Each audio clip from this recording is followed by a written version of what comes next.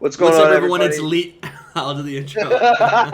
What's up, All everyone? right. It's Liam with Dusty Music. Today we are reviewing and analyzing the Minions soundtrack for The Rise of GRU. Chris is here with us also, of course. Chris, you want to give us a little bit of an intro on the Minions and where this movie takes place in the Minions expanded universe? For anyone who doesn't know, the Minions really started out in the Despicable Me franchise. It started in 2010, and because people really love these side characters so much, they decided to make just movies focusing on the Minions. No And spoilers. and the theme of this movie, it takes place in the 70s, which you can see has been influenced all over this movie from the characters design, the soundtrack itself, which we're going to be talking about today. That is amazing, Chris. Really appreciate the backstory there. I haven't seen a single Minions movie, but I was excited about the soundtrack. And if you're watching this video, you're probably also excited for the soundtrack because of all of the high level names, all these amazing names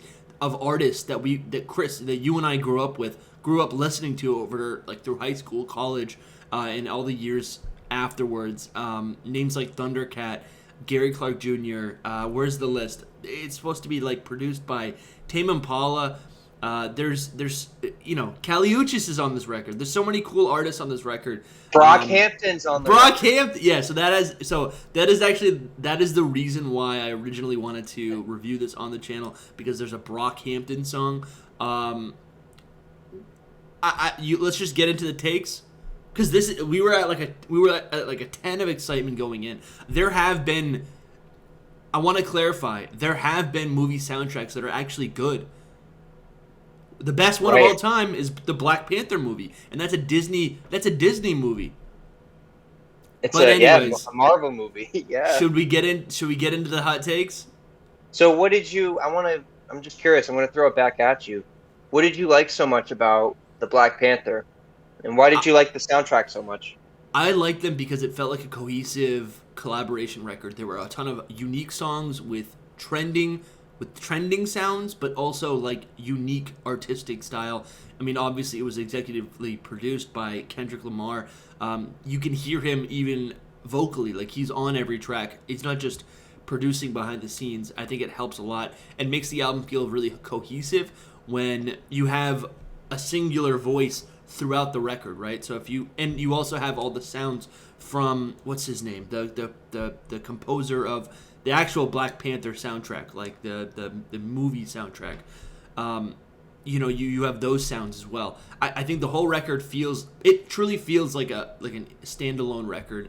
And I don't know why, but I kind of got it in my head that this was going to be something similar, considering that it was executively produced by Tame Impala. It's a 70s record. It's all of these the track list I saw a month ago. It's built of a ton of classics from the 70s, even the 60s, I think. Just beautiful songs that I grew up listening to. My parents got me on 70s music very early, 60s music very early. So like, people don't talk about Steve Miller, but like, I know who Steve Miller is. I know who a lot of these artists are. Anyways, Chris, what do you think so far? Yeah, so going into it, I kind of had the same mindset. I saw like "Turn Up the Sunshine" with Diana Ross. That's an original song, and that was Yeah. the first single that was released. So we were under the assumption that, oh, okay, so maybe they are releasing a bunch of original music. But as you said, to paint the theme of this movie, a lot of these artists are doing covers of music of the time. So a lot of 70s and 60s covers, and listening through it, like I wouldn't imagine that Bleachers is covering John Lennon, Yeah. or Brockhampton's covering KC and the Sunshine Band, but they do. And honestly, there are some songs that stick. Honestly, for sticking with Brockhampton, I really like how Kevin Abstract kind of sounds like James Brown on this. Sure. Maybe if Kevin wanted to do like a funky record later on in his career, I think he could, but it just seemed different because I didn't expect like St. Vincent to be doing Funky Town and all covered, but maybe they were just playing it safe and knowing that this is a family movie, and so maybe that these soundtracks are going to be not only like, well, younger kids recognize the artist covering the songs, but the parents will know the original songs as well. Yeah, right there, dude. That right there is exactly what is going on here. So I'm just gonna air it out. I do not like the record. I skipped over so many songs. I even skipped over.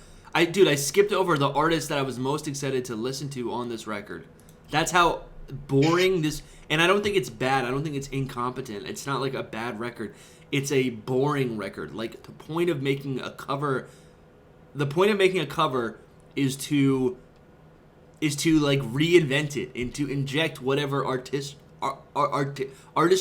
that you have, artistry, whatever, you know what I'm saying.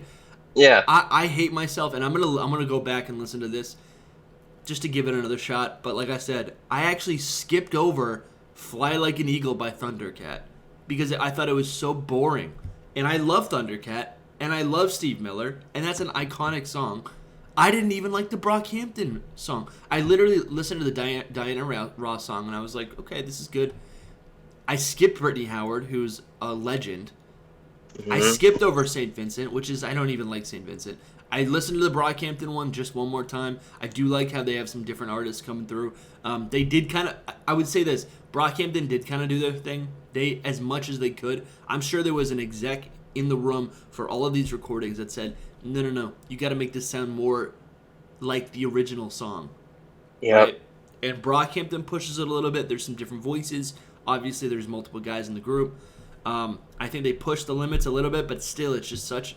It's unique for them to do a song like this, but I still think it's just so boring. And that's what all of these sound like. They just sound like they were like. It's like if you want an artist to make you a beautiful piece, right?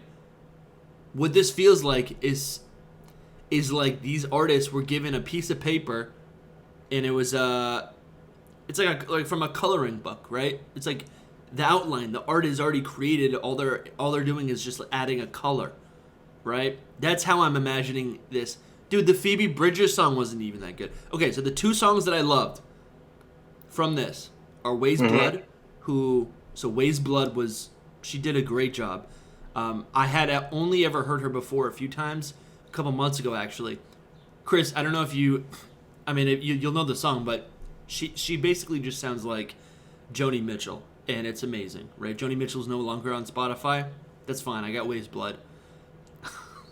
It I don't seems know. like it seems like Waste Blood's voice kind of fit that song perfectly. Yeah, and you know why? Because it actually fit the era. Because it's like if they're towing the line, and they're trying to make these songs sound like something specific, she's just matching that sound. It's like, right? They're only allowed to make '70s music. Well, she sounds like a '70s artist. So I think that sounded great. And the Gary Clark Jr. song was amazing for kind of the same reason, right? Like, I mean, Vehicle is a great song. I don't think the vocal arrangement was like anything spectacular, but the beauty of this song was that he was actually able to do whatever he wanted on the guitar solo, right? And that is amazing because it was like the one moment in the album where he's actually went out of the lines. That's what I felt.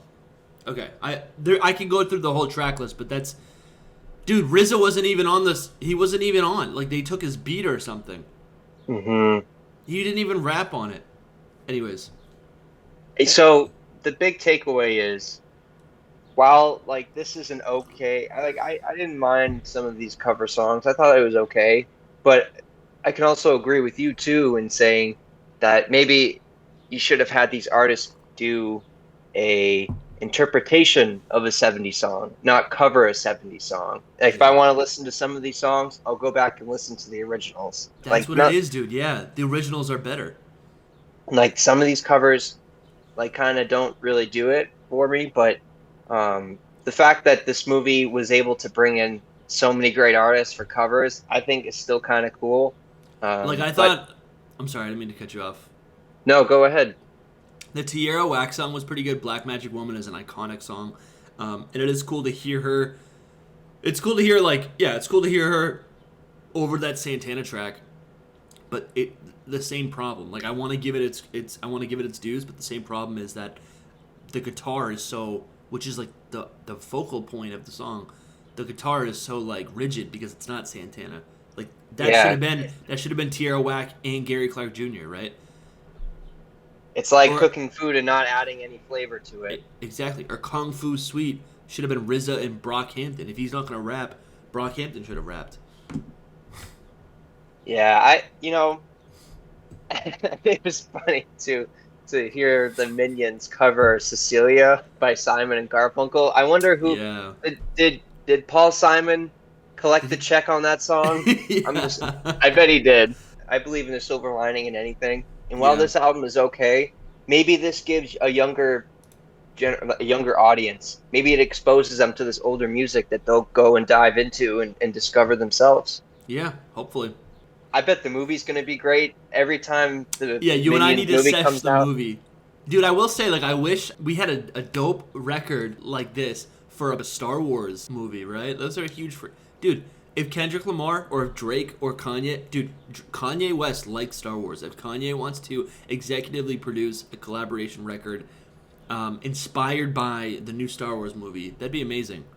The new Kylo Ren movie? Dude, Kanye would be all over that. Yeah, so maybe next time, if the Minions want to have a soundtrack and they want to have a theme to it, maybe they should just scrap it and just have original songs instead of all covers. Because Yeah. I did like the original songs that they have on here. Even I don't think it's officially on the soundtrack, but the famous rapper nowadays, Yeet, he came out with this song "Rich Minion," which is There you trending go. on TikTok and everything. So, Yeah, um, why is that not on the Minion record? I totally agree with you, Chris. I think a lot of these artists just they came through for the bag. The Kali Uchis song was not good. It's frustrating. It's not even like I'm not upset. It's not they're not like awful songs. They're just like boring. piggyback off of that, Desafinado.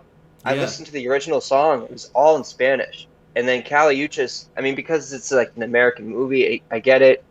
She sung it all in English, so it's like little things like that. But I want to say this before we hang up. Brockhampton now has done two movie soundtrack songs. They did Space Jam last They year, did, and then yeah. they did now the GRU movie, and they still haven't released an album yet. Yeah, so apparently what I had read was when this album was announced, Kevin specifically said that those two songs were recorded I want to say around Ginger era. So like these have just been in the works for a long time, which would make sense considering that a lot of movies got like they just kind of got stalled out with the big C. Thank you guys so much for Sure. watching. I'm glad to be here. This is Liam and Chris from Dusty Music. If you guys enjoy this, we want to hear your thoughts down in the comments. Hit the subscribe button. Stick around. Yeah, peace out. I'll see you guys later. See you guys.